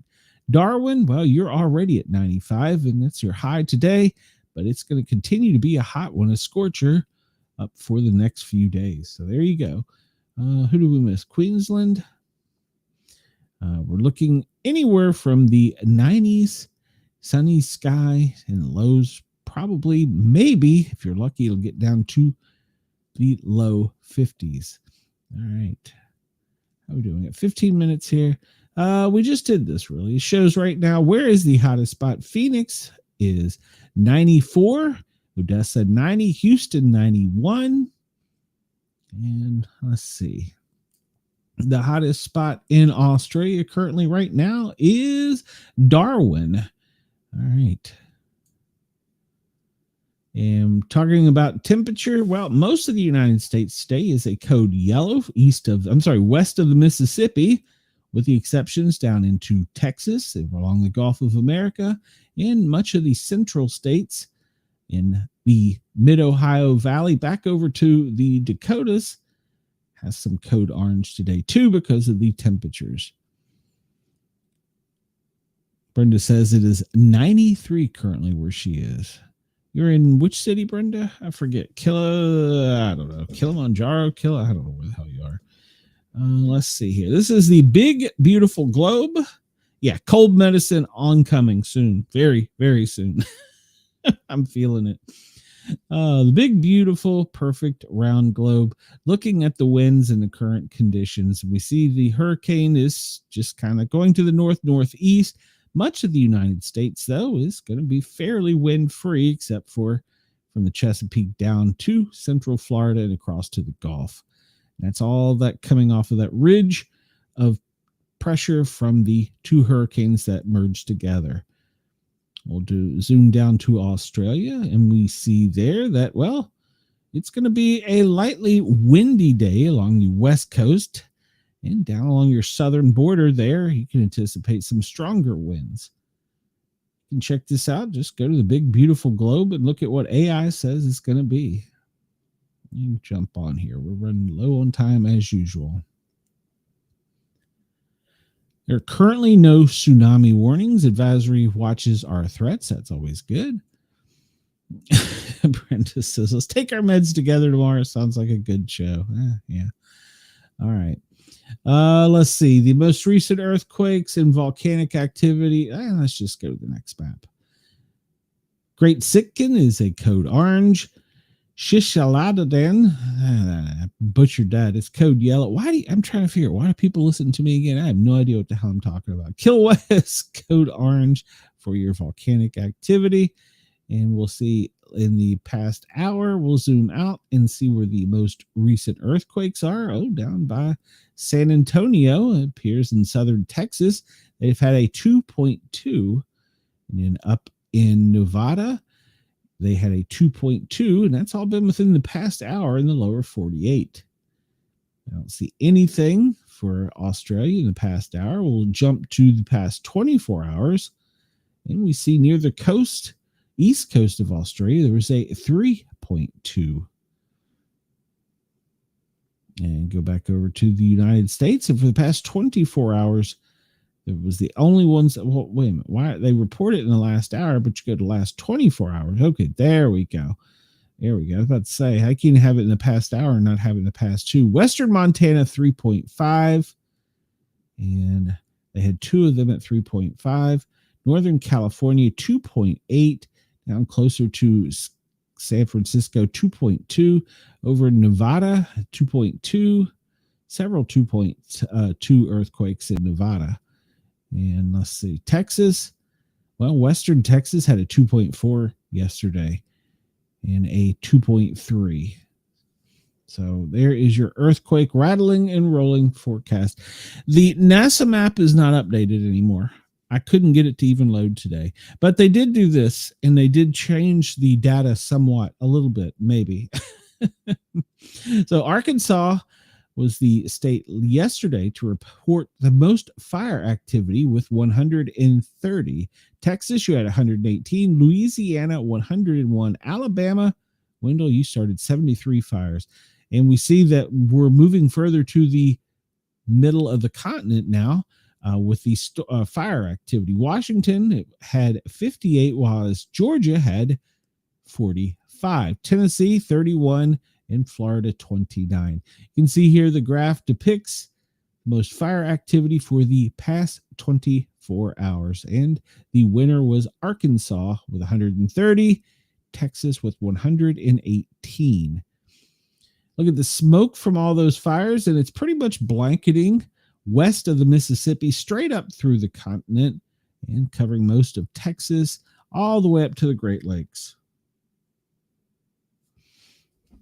And let's see, let's go to the pollution map. And I was goofing off with this a little bit, but we see up in the North Atlantic, we see the storms moving off, and we see this break of dust coming off of the Horn of Africa. I don't know why they call it the horn. It doesn't look like a horn to me. Anyhow, we see that break. This water is extremely warm, and the water to the west of that is extremely warm. And that's what they're concerned about with the storm off of the coast of Florida and the other disturbance not far behind. All right. Space weather, well, this site is going to be updated. So we're at a minor right now for a solar storm. And as my understanding is, the closer that 3I Atlas gets to the sun, the more space weather conditions are going to change, because apparently 3I Atlas is pissed off the sun. I'm going to skip through this today at 2. Since we just got a few minutes left, let's go to the plane watch real quick. And I don't do this justice. I really need to spend more time on this with you guys. But this shows all the plane activity for the military. You can bring it up for civilian and track any flight you'd like. A lot of these are training flights. I did discover yesterday through one of my friends, we were talking, if you remember, we were talking about these smaller planes, these T-38s. T stands for trainer and tactical. And what my friend told me was the military is bringing these back to do training, and that they're bringing them to the East Coast to train pilots. Now, apparently, I'm not up on all my aviation stuff, so don't at me on this, but apparently the T-38s are being used to replicate what other aircraft might be like coming into our airspace. Take that for whatever enemy you want to call it.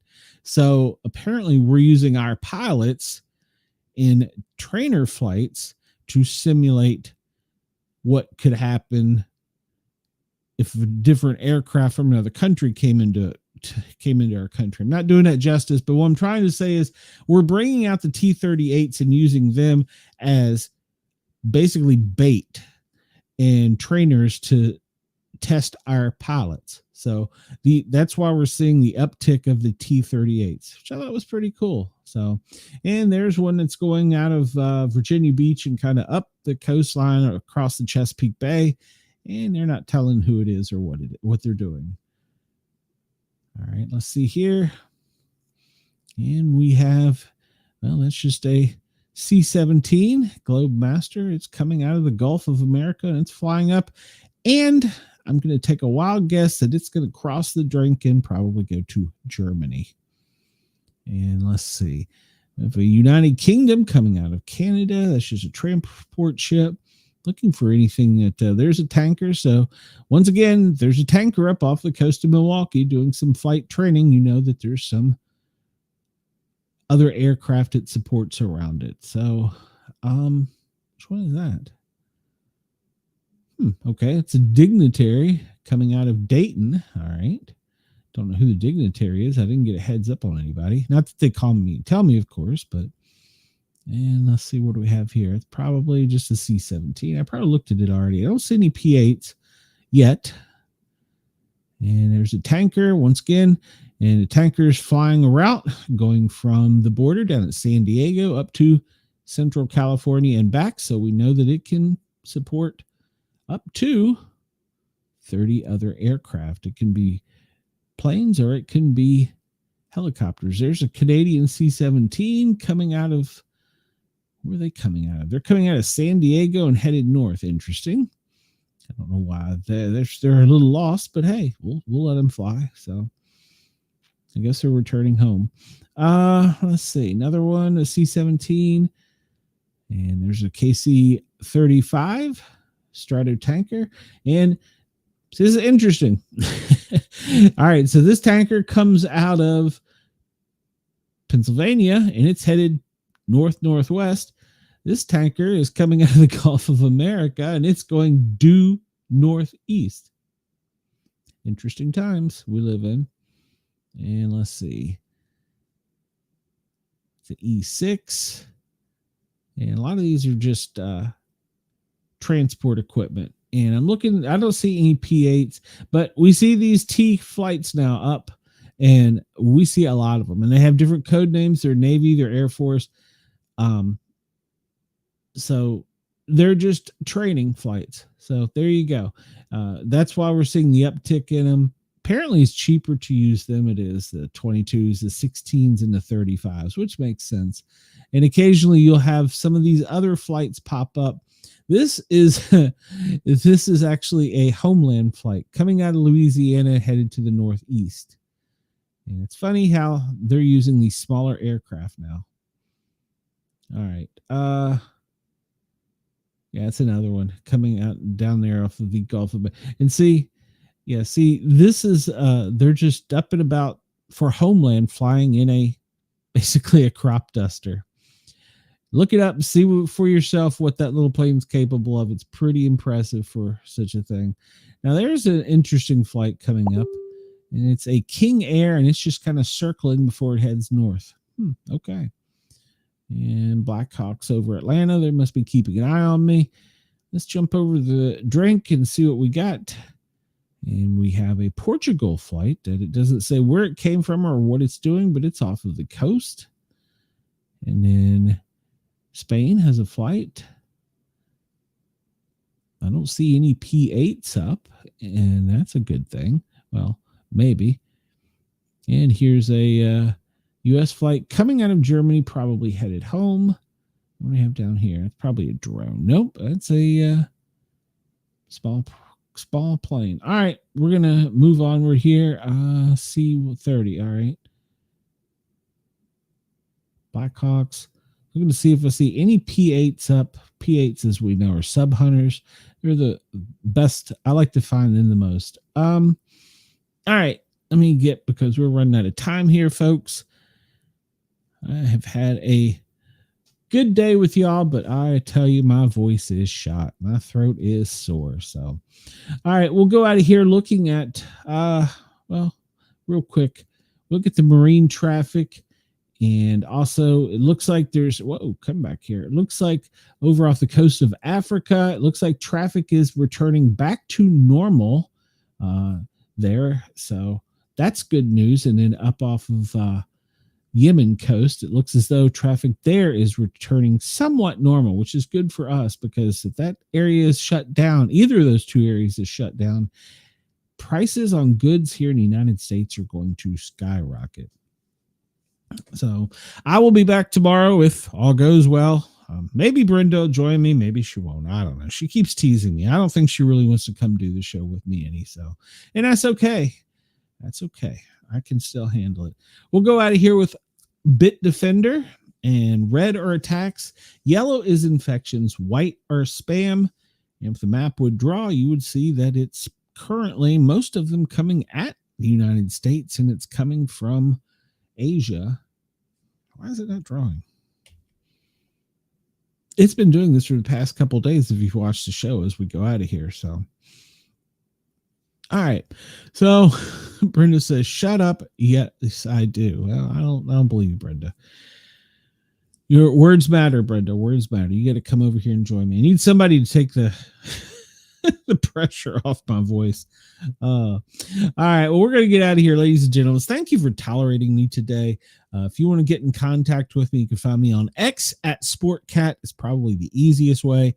Sportcat at protonmail.com. You can shoot me an email. If you want to shoot me a speak pipe, you can go to speakpipe.com/Sportcat. And all that pretty much is just a voicemail. And if it's funny enough, it'll get on the air. All right, everybody, have a great day. Hopefully I will see you tomorrow, and hopefully the cold meds will work by then. I'll catch you soon. Sportcat, I'm getting the hell out of here. My voice is gone.